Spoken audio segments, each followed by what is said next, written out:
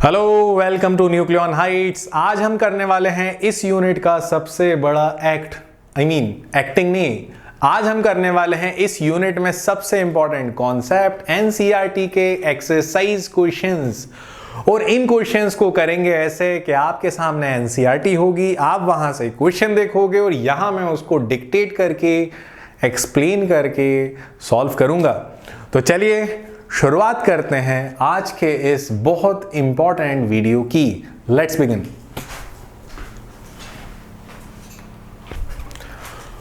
तो हम लोग जो न्यूमेरिकल स्टार्ट कर रहे हैं, जो क्वेश्चन स्टार्ट कर रहे हैं वो है 2.4। फिर रिपीट कर रहा हूं, एक्सरसाइज क्वेश्चन 2.4। क्वेश्चन भी डिक्टेट कर रहा हूं, आपके सामने बुक होगी, आप देख सकते हो।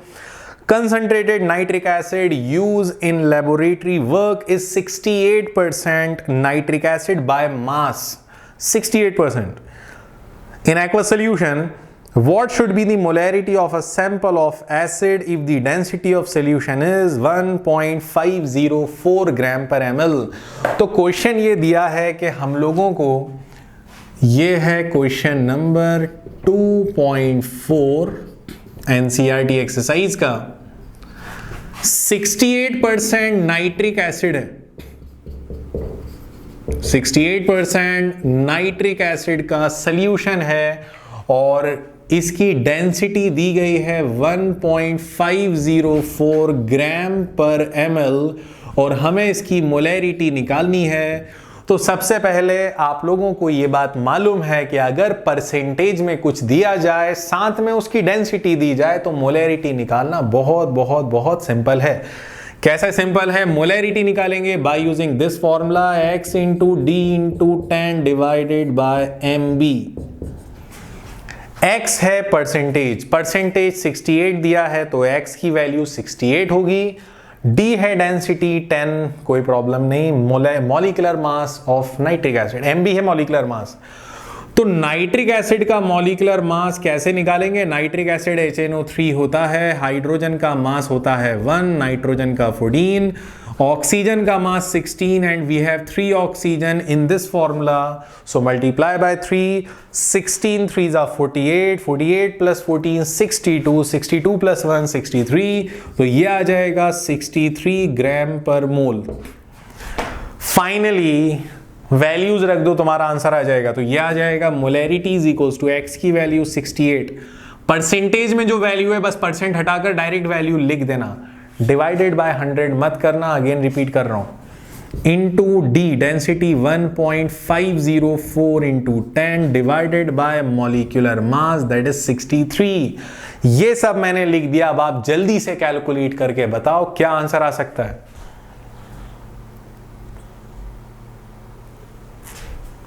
आई होप आप लोगों ने इसे कैलकुलेट करा होगा। यहां पर आंसर आएगा 16.2 या 16.23 मोलर। सो यूनिट होगी इसकी molar, that is capital M। तो इस तरह हमारा क्वेश्चन नंबर 2.4 एनसीईआरटी का कंप्लीट होता है। और ध्यान रहे, मैं एनसीईआरटी के वो सभी न्यूमेरिकल, वो सभी क्वेश्चंस कराऊंगा जो डिफिकल्ट हैं। अब जो बिल्कुल ही इजी है ना, what is molarity, what is molality, वो हम स्किप कर रहे हैं, इसलिए मैंने शुरू के 3 क्वेश्चन स्किप करे हैं। आप लोग जल्दी से देखो, नोट करो।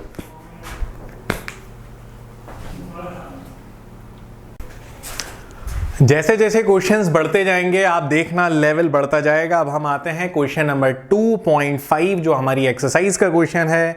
क्वेश्चन में बोला गया है, a solution of glucose in water is labelled as 10% W/W, मतलब mass percentage 10%। What would be the molality and mole fraction of each component of solution. Molality तो ओवरऑल सॉल्यूशन की आती है, मोल फ्रैक्शन तुम्हें सॉल्वेंट का निकालना है, solute का निकालना है। If the density is 1.2 gram per ml, then what shall be the molarity of solution? तो मैं यहां पर एक बार कुछ चीजें जो दी गई हैं उन्हें एक बार प्रॉपर नोट कर लेता हूं। 10%, 2.5 क्वेश्चन कर रहे हैं, 10% ग्लूकोज सॉल्यूशन है और यहां पर हम लोगों को मोलैलिटी निकालनी है। ठीक है, मोलैलिटी निकालनी है, मोलैरिटी निकालनी है। मोल फ्रैक्शन सॉल्वेंट का निकालना है, मोल फ्रैक्शन सॉल्यूट का निकालना है और यहां पर हम लोगों को डेंसिटी दी गई है 1.2 ग्राम पर ml। चलिए, तो फाइनली अब हम स्टार्ट करते हैं, हमारे इस क्वेश्चन को सॉल्व करना शुरू करते हैं। सबसे पहले मोलैलिटी को देखते हैं। 10% ग्लूकोज सॉल्यूशन, इसका मतलब यह होगा 10% ग्लूकोज सॉल्यूशन का मतलब है 10 gram glucose in 100 gram solution. और यहां पर वाटर एक सॉल्वेंट है, क्योंकि साफ न्यूमेरिकल में आप पढ़ सकते हो क्वेश्चन में कि यहां पर ग्लूकोज को वाटर में मिलाया है, मतलब मास ऑफ वाटर होगा मास ऑफ सॉल्वेंट। ये सल्यूट का मास आ गया 10 ग्राम, 100 ग्राम आ गया सॉल्यूशन का मास। एक बार शुरू के मेरे वीडियोस देखना, सब क्लियर हो जाएगा। तो सॉल्वेंट क्या होगा, सॉल्यूशन का मास माइनस सल्यूट का मास, तो 100 माइनस 10 कितना आ जाएगा, 90 ग्राम। चलिए अब न्यूमेरिकल स्टार्ट करते हैं। सबसे पहले मोलैलिटी। आपको शायद याद होगा जब मैं मोलैलिटी पढ़ा रहा था तो मैंने बताया था कि अगर कभी परसेंटेज में कोई सॉल्यूशन दिया जाए, तो जैसा कि मेरे शुरू के लेक्चर्स में आप देख सकते हो वीडियोस में, मैंने आपसे डिस्कस करा था कि अगर हमें परसेंटेज में कोई सॉल्यूशन दिया जाए and we have to calculate molality, तो हमें सिंपल फॉर्मूला लगाना होगा। Molality is equals to x into 1000 divided by molecular mass of solute into 100 minus x। और यहां पर x की वैल्यू कुछ नया नहीं है, जो परसेंटेज है वही x है, 10% है, मतलब x की वैल्यू 10। तो चलिए रख देते हैं value 10 into 1000 divided by molecular mass of salute. तो ग्लूकोज का मॉलिक्यूलर मास होता है 180, तो 180 ये ग्लूकोज का मॉलिक्यूलर मास है, और 100 माइनस 10 कितना होता है, 90। फाइनली आप इसे सॉल्व कर सकते हो। तो यहां पर आप इसे प्रॉपर जल्दी से आप इसे सॉल्व करो। जब आप इसकी कैलकुलेशन करते हो तो यहां पर आपको आंसर मिलता है 0.62 मोलल। इस तरह हमारा फर्स्ट पॉइंट कंप्लीट होता है, हमने मोलैलिटी कैलकुलेट कर ली। चलिए सेकंड पॉइंट पे आते हैं, मोल fraction of solute, mole fraction of solvent. इसे कंप्लीट करने के लिए नंबर ऑफ मोल्स पता होना चाहिए। जब भी मोल फ्रैक्शन निकालना हो तो सबसे पहले मोल्स निकालो। मोल्स कैसे निकालोगे, number of moles of solute, solute glucose है तो ग्लूकोज का given mass upon molecular mass. Given mass है ग्लूकोज का 10, क्योंकि 10% सॉल्यूशन है ग्लूकोज का, तो ये ग्लूकोज का मास डिवाइडेड बाय मॉलिक्यूलर मास 180। जब हम इसे कैलकुलेट करते हैं तो आता है 0.05। नंबर ऑफ मोल बी के आ गए। Now number of moles of A, तो ए के मोल्स कैसे निकालूंगा मैं, ए मतलब सॉल्वेंट। सॉल्वेंट हमारे पास वाटर है, तो वाटर का मास कितना मास है, वाटर का mass of solvent divided by molecular mass. Mass है 90, मॉलिक्यूलर मास 18, तो जब कैलकुलेट करोगे आंसर आ जाएगा 5। हमारे पास Na भी आ चुका है। अब फाइनली मोल फ्रैक्शन जो अच्छा लगे वो कैलकुलेट कर लो। चलो XB निकाल लेता हूं। XB का फॉर्मूला क्या होगा, NB divided by Na plus NB।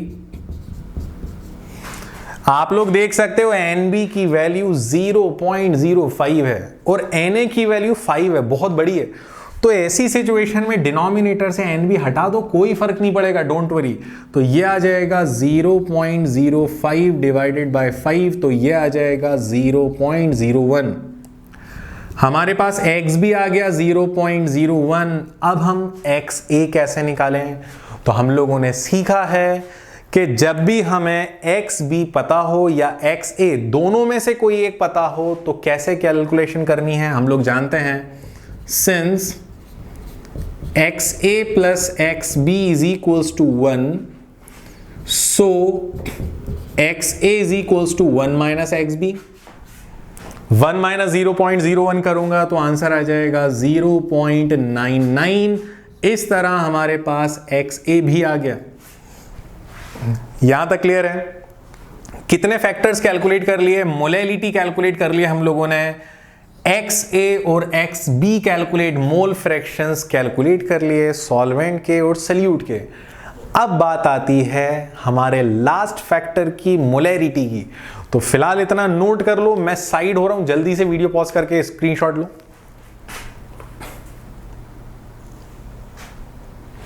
चलिए, होपफुली आप लोगों ने इसको नोट कर लिया होगा। अब मैं इसे रब कर रहा हूं, जगह की कमी की वजह से मैं एक लाइन में ही सॉल्व करता गया, और डोंट वरी, ये आपके लिए क्लियर रहेगा।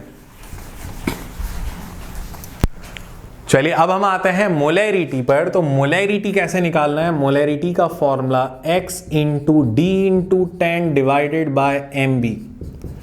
परसेंटेज दिया हुआ है, x दिया हुआ है, डेंसिटी दी हुई है, और जब ये दोनों दिए हो, मोलैरिटी निकालना हो, तो फिर परेशान होने की जरूरत नहीं है। सिंपली ये फॉर्मूला लगाओ, x की value 10 into density 1.2 into 10 divided by mb। mb कितना है? 180।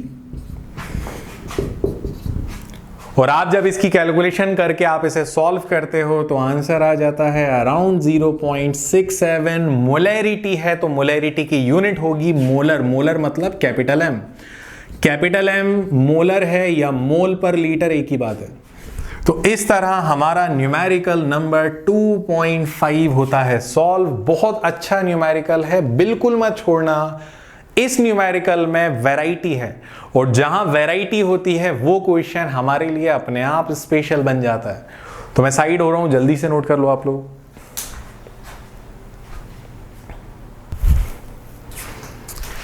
न्यूमेरिकल नंबर 2.7 हमारी एनसीईआरटी का एक्सरसाइज क्वेश्चन 2.7 आप देख सकते हो। ये क्वेश्चन काफी अच्छा क्वेश्चन है, वैसे तो सभी क्वेश्चंस अच्छे हैं। Calculate the percentage composition in terms of mass of a solution obtained by mixing 300 gram of 25%। 300 ग्राम 25% लिया इसका, ये जो परसेंट में दिया जाता है ये सल्यूट होता है, याद रखना। And 400 gram of 40% solution by mass. मतलब क्या करा है? 300 ग्राम of 25% and 400 gram of 40%।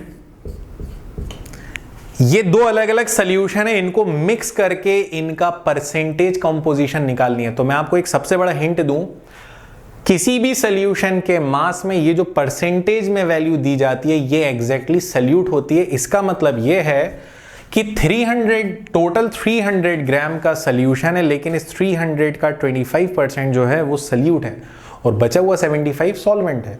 Similarly इस 400 ग्राम में 40% सल्यूट है। कैसे करना है मैं सिखा रहा हूं। तो देखो,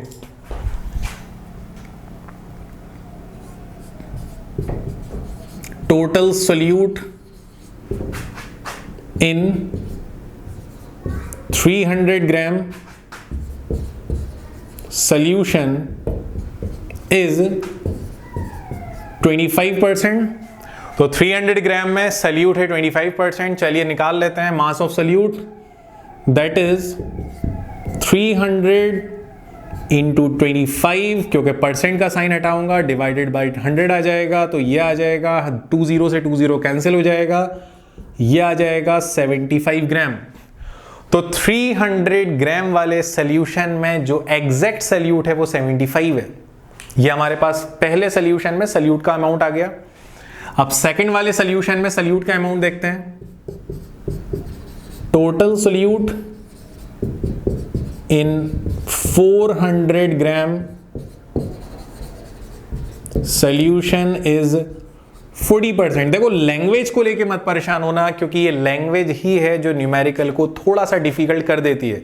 अदरवाइज न्यूमेरिकल इतने डिफिकल्ट नहीं होते। अगर आपके कॉन्सेप्ट्स क्लियर हैं तो आपको ये सब इजी लगेगा। आप देखो ना कितना सिंपल है, बट जो परसेंट में दिया जाएगा वो सल्यूट है। 400 का 40% सल्यूट है, कितना है देख लेते हैं। दैट इज 400 मल्टीप्लाई बाय 40%, का साइन हटाऊंगा, डिवाइड बाय 100, 20 से 20 कैंसिल हो जाएगा, आ जाएगा 160 ग्राम। तो मेरे पास टोटल अमाउंट ऑफ सल्यूट दोनों को मिलाकर कितना होगा तो देख लेते हैं। टोटल सल्यूट 75 ग्राम प्लस 160 ग्राम, तो कैलकुलेट करते हैं तो आ जाएगा 235 ग्राम। हमारे पास टोटल सल्यूट आ गया। अब परसेंटेज निकालने में कोई प्रॉब्लम नहीं है। टोटल सल्यूट आ गया। टोटल सल्यूशन कितना है? पहला सल्यूशन 300, सेकंड वाला पहला सल्यूशन 300 है, सेकंड सल्यूशन 400, तो ये आ जाएगा 300 प्लस 400 दैट इज 700 ग्राम। अब कोई बड़ी बात नहीं है यार, परसेंटेज निकाल लो। कैसे निकालोगे ये भी बता रहा हूं।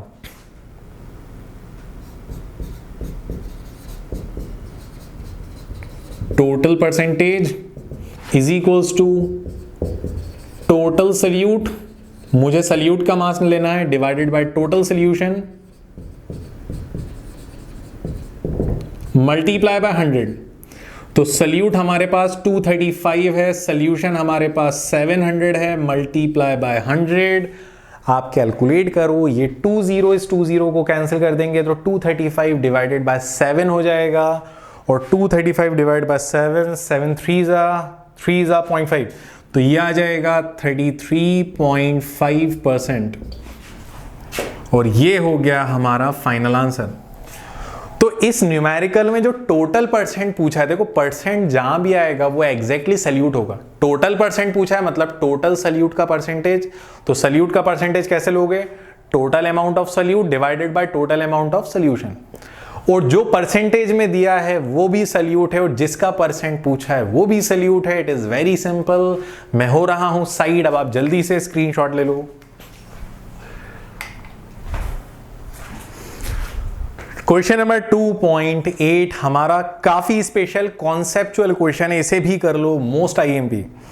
An antifreeze solution is prepared from 222.6 gram of ethylene glycol and 200 gram water. देखो यार, इथाइलिन ग्लाइकॉल है 222.6 222.6 ग्राम और वाटर है 200 ग्राम। तो मैं आपको एक बात बता दूं, वाटर यहां पर भले ही कम है, लेकिन फिजिकल स्टेट की वजह से वाटर यहां सॉल्वेंट का काम करेगा।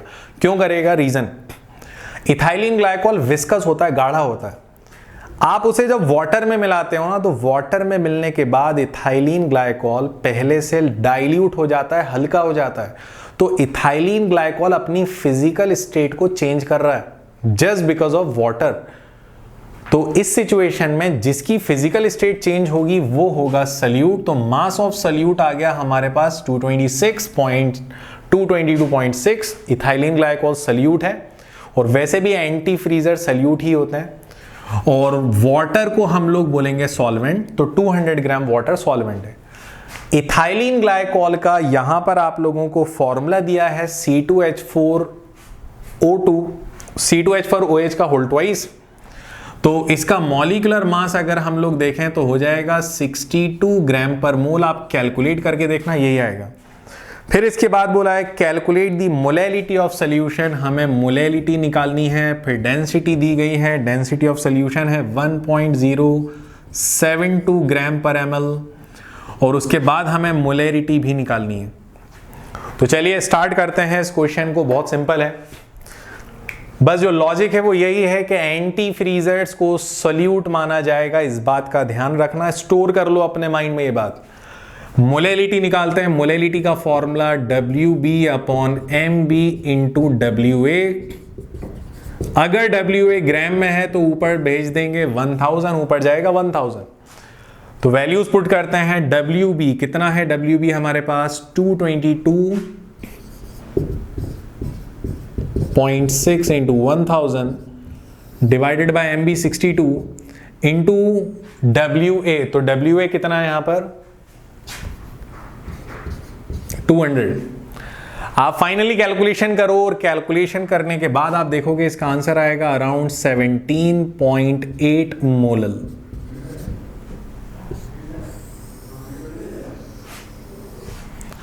ये आ गई मोलैलिटी। अब मुझे मोलैरिटी निकालनी है। तो मोलैरिटी का फॉर्मूला तो हम लोग जानते हैं। मोलैरिटी होता है WB mass of solute upon molecular mass of solute, इन दोनों की वैल्यू है, इनटू वॉल्यूम ऑफ सल्यूशन। बस ये चीज आ गई जिसने प्रॉब्लम करी।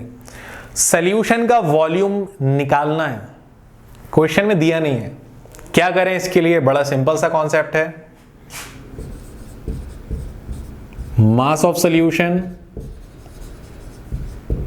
Is equals to volume of solution multiply by density of solution.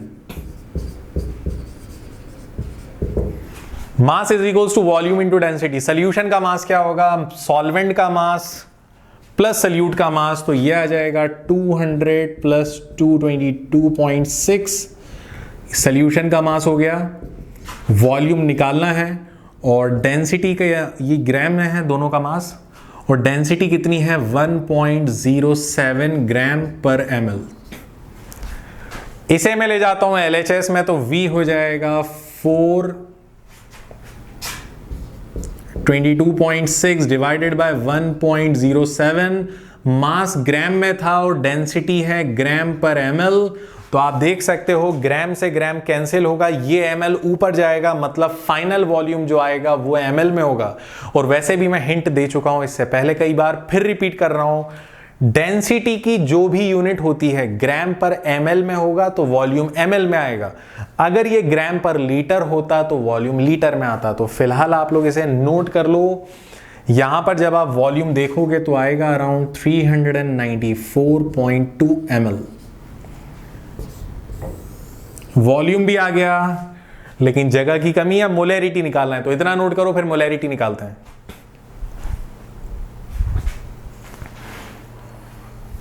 Okay, तो होपफुली आप लोगों ने नोट कर लिया होगा। इसे मैं रब कर रहा हूं।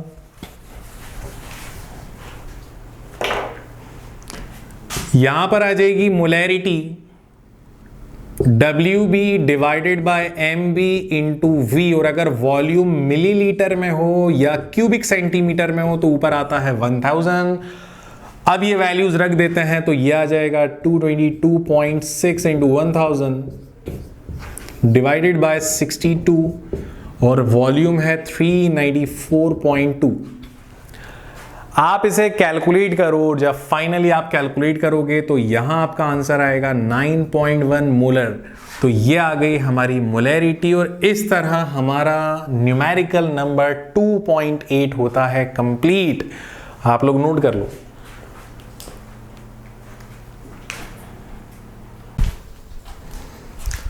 तो जैसा कि मैंने आप लोगों को बताया है, एनसीईआरटी क्वेश्चंस करना है तो आपके सामने बुक होना चाहिए। हम एक्सरसाइज क्वेश्चन कर रहे हैं।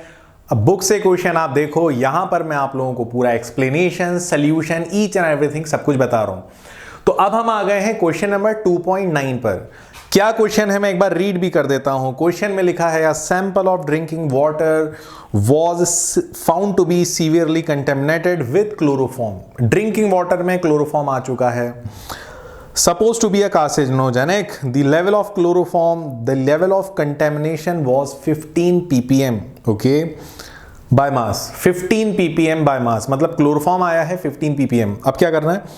Express this in percentage by mass. Percentage निकालना है। परसेंटेज जब भी निकालते हैं सल्यूट को प्रेफर करते हैं। Determine the molarity of chloroform in water. चलिए तो शुरुआत करते हैं इस न्यूमेरिकल की। हम लोगों को बोला गया है a sample of water was severely contaminated with chloroform, और जहां पे क्लोरोफॉर्म है 15 ppm 15 ppm क्लोरोफॉर्म। तो देखो यहां पर परेशान होने की बिल्कुल कोई जरूरत नहीं है। It is very simple. 15 ppm chloroform का मतलब यह है कि 15 gram chloroform in 10 to the power 6 gram water, या 10 to the power 6 gram solution. अब मैंने ये क्यों करा, इसका रीजन बता रहा हूं। सॉल्यूशन हम लोगों ने ppm की डेफिनेशन पढ़ी थी। It is the amount of solute in gram which is present in 10 to the power 6 gram solution. Solution 10 to the power 6 ग्राम है। अब तुम लोग कहोगे sir solution 10 to the power 6 है, आपने सॉल्वेंट को भी ले लिया। तो भैया इसलिए लिया क्योंकि सॉल्यूशन 10 to the power 6 है। सॉल्यूट इसमें से 15 माइनस भी कर दोगे तो 15 इसके कंपैरिजन नेग्लिजिबल है, बिल्कुल नेग्लिजिबल है। तो 15 माइनस करने से भी कोई बहुत बड़ा तीर नहीं मारेंगे हम लोग, बहुत स्लाइट डिफरेंस आएगा, इसीलिए जो सॉल्यूशन है वही सॉल्वेंट मान सकते हैं। Don't worry, 10 to the power 6 मतलब 10 लाख, 10 लाख के कंपैरिजन 15 कुछ नहीं है। आई होप बात समझ में आ गई हो। सबसे पहले हम लोगों को परसेंटेज निकालना है, तो चलिए परसेंटेज निकालते हैं हम लोग। परसेंटेज ऑफ क्लोरोफॉर्म, तो कैसे निकालेंगे परसेंटेज? तो परसेंटेज का फॉर्मूला होगा मास ऑफ क्लोरोफॉर्म, CHCl3 इसका फॉर्मूला होता है, divided by total mass multiply by 100। यही सीखा है ना परसेंट निकालने के लिए। किसी सब्जेक्ट में 100 मार्क्स के सब्जेक्ट में तुम्हारे 90 आते हैं, तो तुम कितना स्कोर कर रहे हो? तुम्हारे marks divided by total marks multiply by 100, simple है। वही चीज यहां करी, क्लोरोफॉर्म का mass divided by total mass multiply by 100। तो क्लोरोफॉर्म का मास कितना है? यहां पर क्लोरोफॉर्म है 15 ppm, तो 15 डिवाइडेड बाय टोटल मास कितना है? तो टोटल वाटर लो या व्हाटएवर सॉल्यूशन लो, 10 टू द पावर 6 इंटू 100। तो 100 के 2 0, यहां के 6 में से 2 0 को कैंसिल कर देंगे, बचेगा ये हमारे पास 15 divided by 10 to the power 4। इसे भी ऊपर भेज देंगे तो ये हो जाएगा 15 into 10 to the power -4। Percentage का साइन लगाना मत भूलना, वरना यही ब्लंडर हो जाता है। साइन लगाना भूल गए, एग्जामिनर काम कर देगा अपना।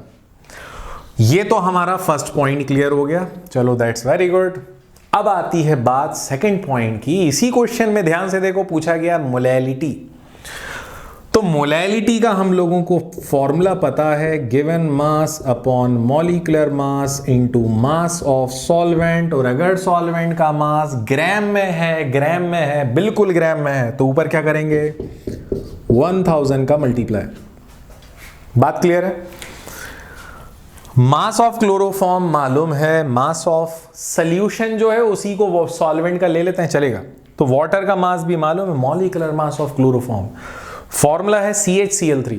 कार्बन का एटॉमिक मास 12, हाइड्रोजन का 1 ऐड कर लेना, क्लोरीन का 35.5। जब सबको ऐड कर लोगे तो आ जाएगा WB की value 15 into 1000 divided by molecular मास आएगा 119.5, करके देख लेना, इनटू WA कितना ले रहा हूं मैं? 10 टू द पावर 6। चलिए गेम स्टार्ट होता है। अब देखते हैं क्या आंसर आ रहा है। तो जब हम कैलकुलेशन करते हैं, ये 3 0 से ये कैंसिल हो जाना है, ऑब्वियस सी बात है। और जब आप इसे कैलकुलेट करोगे तो नीचे बचेगा 10 टू दी पावर 3, जो ऊपर जाकर हो जाएगा -3। और फाइनली जब आप इसे कैलकुलेट करोगे तो यहां पर आप लोगों को जो आंसर मिलेगा 1.27 अराउंड आंसर आएगा, 1.27825 into 10 to the power -4। Unit will be molal. Molality है ना, तो मोलल यूनिट होगी। मोलल के अलावा इसको हम और क्या लिख सकते हैं? It is molal, small m से लिखना। और मोलल के अलावा लिख सकते हैं मोल पर किलोग्राम। इस तरह हमारा न्यूमेरिकल नंबर 2.9 जो हमारी एनसीईआरटी के एक्सरसाइज क्वेश्चन में है वो सॉल्व होता है। आगे बढ़ते हैं, नोट कर लो।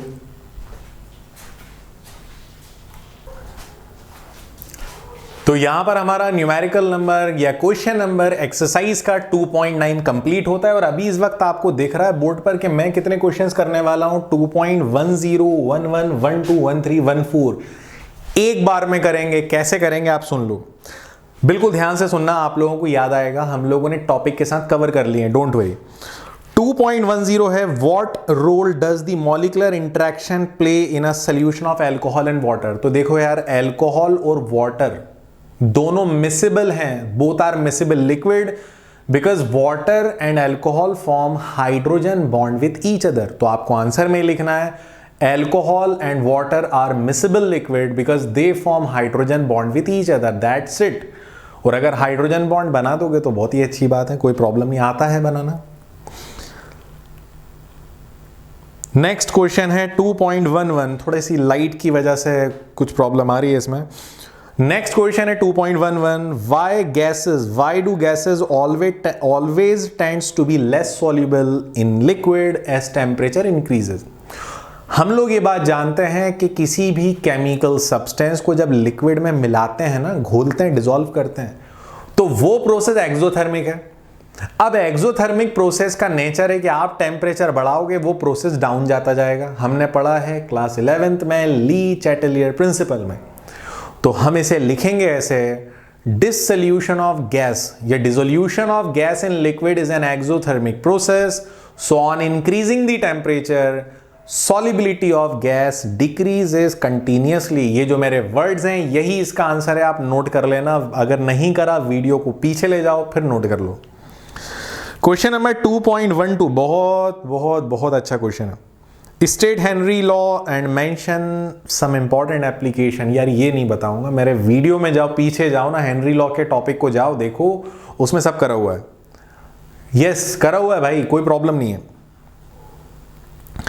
नेक्स्ट क्वेश्चन है 2.13 the partial pressure of Ethan, करा हुआ है, हेनरी लॉ वाले वीडियो में करा हुआ है, आप देखना। इसका फॉर्मूला है m1/m2 is equals to p1/p2, that's it. हमने हेनरी लॉ वाले टॉपिक में करा है, आप देखो वीडियो की सीरीज में जाकर। क्या करो, प्लेलिस्ट में चले जाओ, ऊपर प्लेलिस्ट होता है, आई होप समझ में आ रहा हो। प्लेलिस्ट में जाओ, प्लेलिस्ट में जाने के बाद हेनरी लॉ थंबनेल में दिख जाएगा, हेनरी लॉ लिखा हुआ प्रॉपर, उसकी एप्लीकेशन, न्यूमेरिकल सब करें।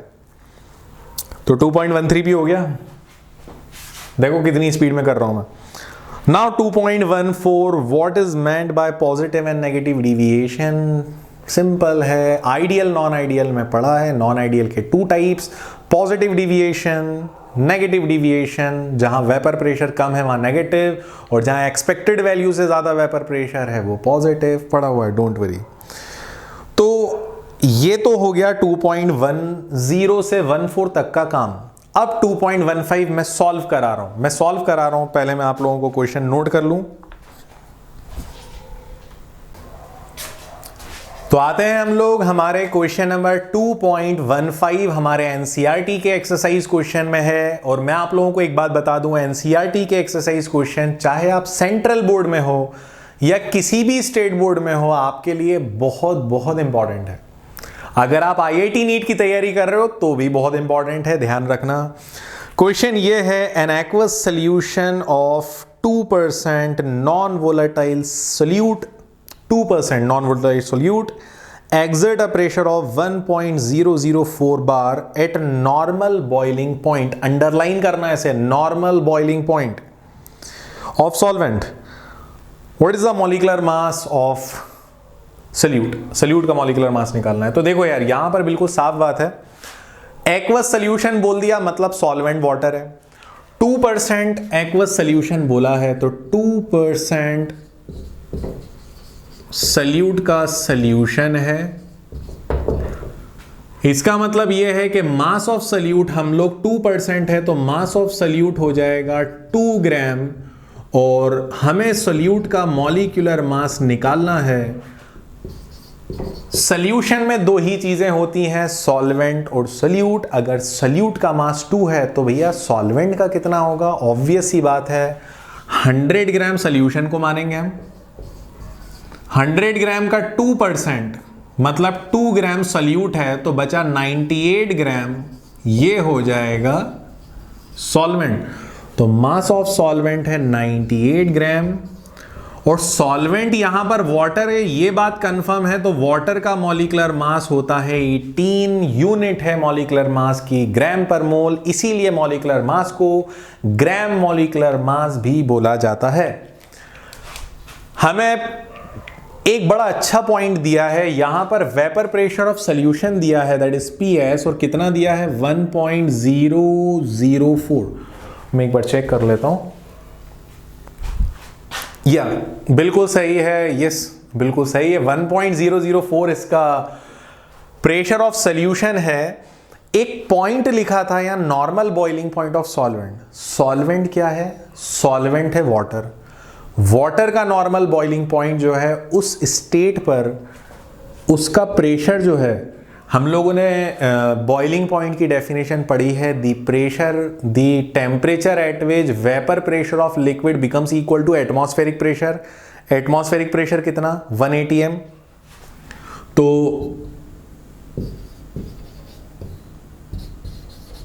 नॉर्मल बॉइलिंग पॉइंट पे सॉल्वेंट का प्रेशर हमेशा 1 atm होगा। बस ये नॉर्मल बॉइलिंग पॉइंट आ गया ना टर्म, तो सॉल्वेंट का वेपर प्रेशर हमेशा 1 atm होगा, भले ही एग्जामिनर दे या नहीं दे, कोई फर्क नहीं पड़ता। और atm को बार में अगर हम कन्वर्ट करेंगे तो 1 atm होगा 1.013 बार। बन गया काम। अब क्या करना है, कौन सा फॉर्मूला लगेगा, तो ऑब्वियस ही बात है, पी नॉट पी एस दिया है और इन सब के मास दिए हुए हैं।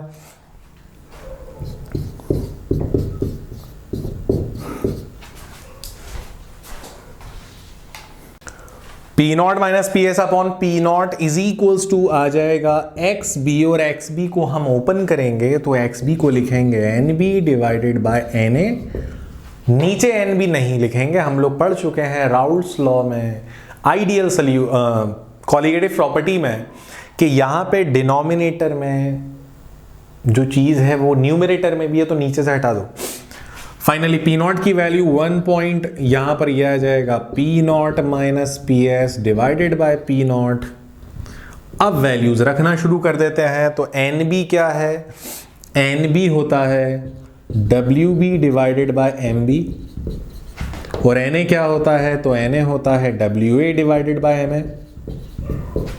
बस अब नेक्स्ट स्टेप में वैल्यूज रख दो। पी नॉट की वैल्यू कितनी है, तो पी नॉट है 1.013 माइनस पी एस की वैल्यू कितनी है 1.004 divided by 1.013 is equals to डब्ल्यू बी की वैल्यू है 2 divided by m b, m b calculate करना है। डब्ल्यू ए की वैल्यू है 98 डिवाइडेड बाय एम ए 18। क्या यहां से आप लोग एम बी कैलकुलेट कर सकते हो?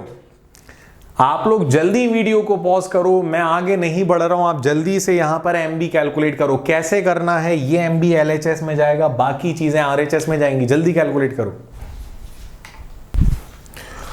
ओके, होपफुली आप लोगों ने एमबी कैलकुलेट कर लिया होगा। आप जब एमबी कैलकुलेट करते हो तो यहां पर एमबी निकालने के लिए 98 को 2 और 18 को एलएचएस में ले जाते हैं, तो यह आ जाएगा 1.013 minus 1.004 divided by 1.013 multiply by ये 98 ऊपर चला जाएगा, और ये दोनों जो ऊपर हैं नीचे आ जाएंगे, तो ये आ जाएगा 2 इंटू 18। और फाइनली जब आप सॉल्व करोगे तो 41.3 इसका आंसर आ जाएगा। क्योंकि ये मॉलिक्यूलर मास है तो यूनिट क्या हो जाएगी इसकी, ग्राम पर मोल। और इस तरह हमारा न्यूमेरिकल सॉल्व होता है। आप नोट करो, स्क्रीनशॉट लो।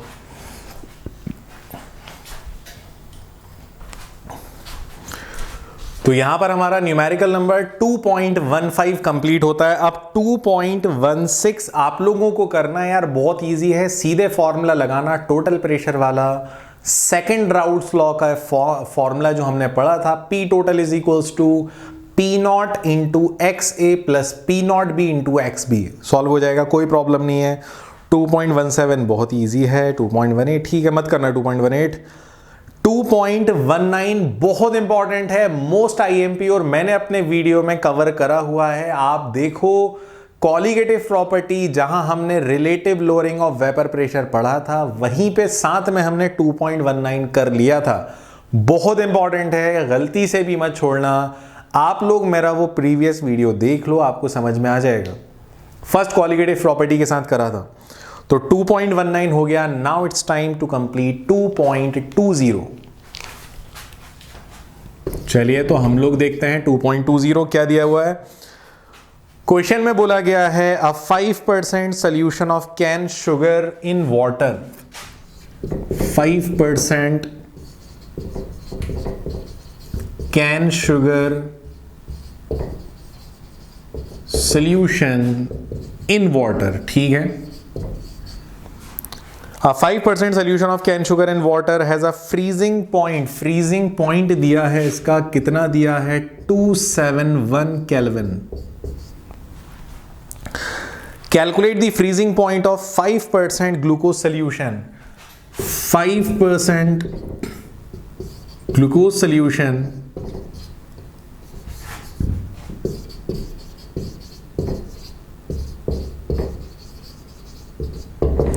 हमारे सामने 5% ग्लूकोज सोल्यूशन है और हमें इसका फ्रीजिंग पॉइंट निकालना है। Freezing point that is TF, हमें इसका TF निकालना है। पहला वाला TF दिया हुआ है, दूसरे वाले TF को T-F कर देते हैं, एक ही बात है, कोई प्रॉब्लम नहीं है।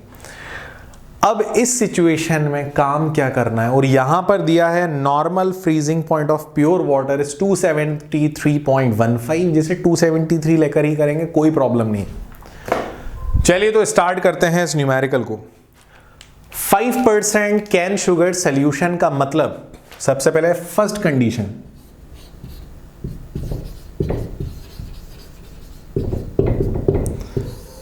फाइव 5% कैन शुगर का मतलब यह है 5 ग्राम कैन शुगर, सुक्रोज जिसे कहते हैं हम लोग, इन 100 ग्राम सोल्यूशन, जहां पर सॉल्वेंट का मास है, सॉल्वेंट वाटर है, तो वाटर कितना होगा, 100 ग्राम सोल्यूशन है, 5 ग्राम सोल्यूट आ गया, तो 100 माइनस 5 करेंगे तो यह आ जाएगा 95 ग्राम।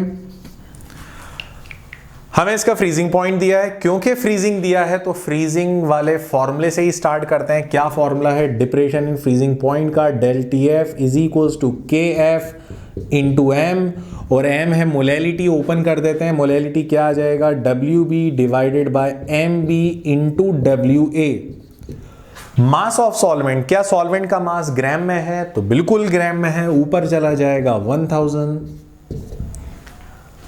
del TF को ओपन करके लिख देते हैं, del TF होता है T0F माइनस TF। T0F मतलब freezing point of pure water, कितना होता है प्योर वाटर का, 273.15, लेकिन 273 मानकर ही चलते हैं, तो यह आ जाएगा 273 minus 271 is equals to KF into WB है हमारे पास 5 है, into 1000 divided by molecular mass. याद कर लेना कैन शुगर का मॉलिक्यूलर मास 342 होता है, और मास ऑफ सॉल्वेंट 95। मैंने कुछ नहीं देखा, सबसे पहले जो फॉर्मूला लग सकता था वो फॉर्मूला लगाया, उसमें जो जो वैल्यूज दी गई हैं वो सब लिख लें। सारी वैल्यूज पुट करने के बाद हमें साफ नजर आ रहा है कि हमें निकालना है KF। We have to calculate the value of KF, और यही KF हम निकाल कर ग्लूकोज वाले फॉर्मूले में रख देंगे तो वहां से आंसर आ जाएगा। चलिए KF देखते हैं हम लोग, इन वैल्यूज को पुट कर दें। सबसे पहले ये हो जाएगा 2 KF इज इक्वल्स टू, देखो 273 माइनस 271, ये हो जाएगा 2 इंटू 342 और 95 मल्टीप्लाई हो जाएंगे, डिवाइडेड बाय 5 इंटू 1000, यहां पर ये वैल्यू डिवाइड हो जाएगी, और फाइनली जब हम इसे कैलकुलेट करेंगे तो ये आएगा 13.9। यूनिट क्या है इसकी, केल्विन kg पर मोल। यहां पर हमारे पास KF आ गया। अब एक जगह KF आ गया कंडीशन नंबर 1 में, तो सेकंड कंडीशन,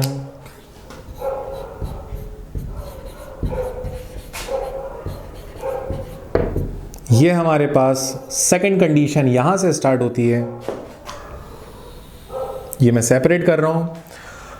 सेकंड कंडीशन में ग्लूकोज दिया है 5% ग्लूकोज सोल्यूशन, तो ऑब्वियस सी बात है मास ऑफ ग्लूकोज होगा यहां पर, मास ऑफ ग्लूकोज WB होगा 5 ग्राम, ग्लूकोज का मॉलिक्यूलर मास 180 होता है, दैट इज 180 ग्राम पर मोल, और हम लोगों को इसका फ्रीजिंग पॉइंट निकालना है, एंड मॉलिक्यूलर मास हो गया। मास ऑफ सॉल्वेंट कितना होगा, तो सॉल्वेंट होगा यहां पर भी 95 ग्राम। चलिए वैल्यूज रख देते हैं। फ्रीजिंग पॉइंट निकालना है तो फ्रीजिंग का ही फॉर्मूला लगाएंगे, del TF is equals to KF into M, और M ओपन कर देंगे तो हो जाएगा WB divided by MB into WA, क्योंकि WA ग्राम में दिया हुआ है, ऊपर 1000 चला जाएगा। del TF को भी ओपन करके लिख देते हैं, del TF होता है T0F माइनस TF, और हम लोगों को इस क्वेश्चन में क्या फाइंड करना है, हम लोगों को इस क्वेश्चन में TF निकालना है। चलो ट्राई करते हैं। T0F की value, T0F freezing point of pure water या फ्रीजिंग पॉइंट ऑफ सॉल्वेंट कितना होता है, T0F 273 माइनस TF। KF की वैल्यू हमें नहीं पता थी, लेकिन KF की वैल्यू यहां से आ गई है, that is 13.9 WB 5 into 1000 divided by molecular मास 180 और मास ऑफ सॉल्वेंट 95। आप लोग जल्दी से इसे ट्राई करो और देखो क्या पॉसिबिलिटी है, क्या आंसर बन सकता है। होपफुली आप लोग यहां पर ट्राई कर रहे होंगे या ट्राई कर लिया होगा आप लोगों ने। जब आप यहां पर वैल्यूज को कैलकुलेट करते हो और ये वैल्यू वहां ले जाते हो तो यहां पर TF आ जाएगा आपके पास 268.9, जिसे हम लोग 269 केल्विन भी बोल सकते हैं, कोई प्रॉब्लम नहीं। केल्विन इसलिए लगाया क्योंकि सभी वैल्यूज देखो ना, मैं केल्विन की ले रहा हूं। वाटर का फ्रीजिंग पॉइंट 0 डिग्री, 0 डिग्री कितना केल्विन होता है? 273। तो आप लोग इस मोस्ट इंपॉर्टेंट न्यूमेरिकल को बिल्कुल मत छोड़ना, बहुत इंपॉर्टेंट है और बहुत ज्यादा स्पेशल है। जल्दी से इसे नोट करो, फिर आगे देखते हैं हम लोग।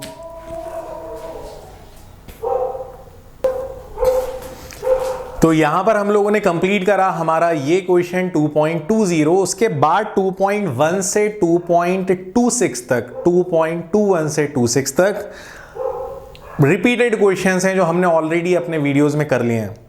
बट स्टिल गाइज, मैं आप लोगों को एक बड़ी इंपॉर्टेंट बात बता रहा हूं। जो क्वेश्चन हम लोग ऑलरेडी कर चुके हैं या मैं आपको जो सिंपल लग रहा है और जो मैं आपको एज अ होमवर्क दे रहा हूं, अगर आपको कोई भी क्वेश्चन नहीं बने तो आप क्वेश्चन नंबर कमेंट कर देना। मैं प्रॉपर आपको बताऊंगा कैसे सॉल्व करना है कमेंट के थ्रू, या अगर ज्यादा मुझे लगते हैं किसी पर्टिकुलर क्वेश्चन को ज्यादा पूछा है तो मैं वीडियो बनाकर आपको बताऊंगा, remember.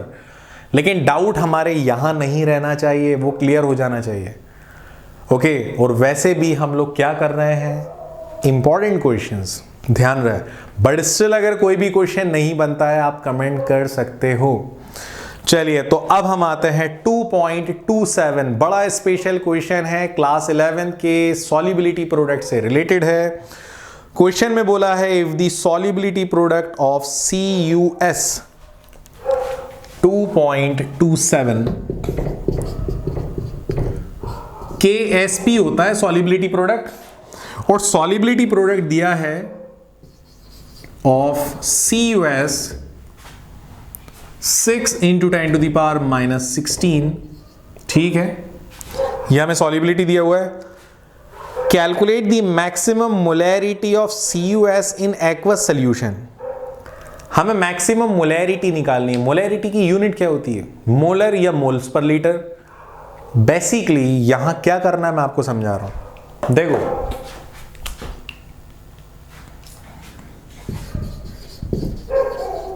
Calculate the maximum molarity. चलो, अभी कुछ समझ में नहीं आ रहा, मैं आप लोगों को बताता हूं क्योंकि क्लास 11th का है। मोलैरिटी क्या होती है? मोलैरिटी, ये थोड़ा सा रफ साइड हम देख लेते हैं। मोलैरिटी की यूनिट मोलर होता है या होती है मोल्स पर लीटर। चलो ठीक, अब थोड़ा सा को ट्राई करते हैं। CuS, जब ये कंपाउंड ब्रेक होगा तो ये देगा cupric plus sulphide ion, Cu+2 plus S-2 cupric ion plus sulphide ion. Cupric ion कितने दिए इसने? ओनली 1, तो इसकी सॉल्युबिलिटी मैं मानूंगा 1s। S मतलब सॉल्युबिलिटी। सल्फाइड आयन कितने दिए? 1, तो इसकी सॉल्युबिलिटी भी मैं मानूंगा 1s। अगर यहां 2 होता तो मैं 2s मानता, 3 होता तो 3s मानता। क्लास 11 से सीखा है कि सॉल्युबिलिटी प्रोडक्ट हमेशा आयंस के कंसंट्रेशन के बराबर होता है। मेरे पास फर्स्ट आयन है क्यूप्रिक Cu+2, इसका कंसंट्रेशन कैसे दिखाऊंगा? तो स्क्वायर ब्रैकेट लगा देते हैं। दूसरा आयन है सल्फर सल्फाइड, इसका कंसंट्रेशन कैसे दिखाएंगे? तो कंसंट्रेशन शो करने के लिए स्क्वायर ब्रैकेट लगा देते हैं। अब ये बताओ, क्यूप्रिक और सल्फाइड की वैल्यूज क्या है? तो क्यूप्रिक की वैल्यू सॉल्युबिलिटी की S है तो उसकी जगह S लिखा, सल्फाइड की भी S है और KSP हम लोगों को दिया हुआ है। फाइनली S × S कितना हो जाएगा? ये हो जाएगा S², और KSP की वैल्यू कितनी है? 6 × 10⁻⁻16। अब जब मैं S की वैल्यू निकालूंगा, S मतलब सॉल्युबिलिटी की वैल्यू, तो स्क्वायर हटाऊंगा मैं। जब स्क्वायर हटाऊंगा, सॉरी, इट वाज 16 नॉट 6। 16 है। जब मैं स्क्वायर हटाऊंगा तो 16 का स्क्वायर आएगा 4 और 10 की पावर माइनस 16 हो जाएगा, कितना हो जाएगा 10 की पावर माइनस 8। उसको -4 मत कर देना, वो हाफ हो जाएगा। फाइनली ये जो वैल्यू आई है सॉलिबिलिटी की, सॉलिबिलिटी की जो वैल्यू आई है, ये वैल्यू आएगी इन मोल पर लीटर। तो क्या हमने मोल पर लीटर जो क्वेश्चन में पूछा था, क्या उस मोल पर लीटर की वैल्यू निकाल ली है? तो बिल्कुल निकाल ली है, ये हमारा फाइनल आंसर हो गया। तो ऐसा न्यूमेरिकल हमारे लिए इसलिए डिफिकल्ट बन सकता है क्योंकि क्लास 11th में हमने इसकी प्रैक्टिस नहीं करी है, but still it is very simple, बहुत ईजी है और हमारे लिए इंपॉर्टेंट है। बिल्कुल मत छोड़ना, देख लो आप लोग।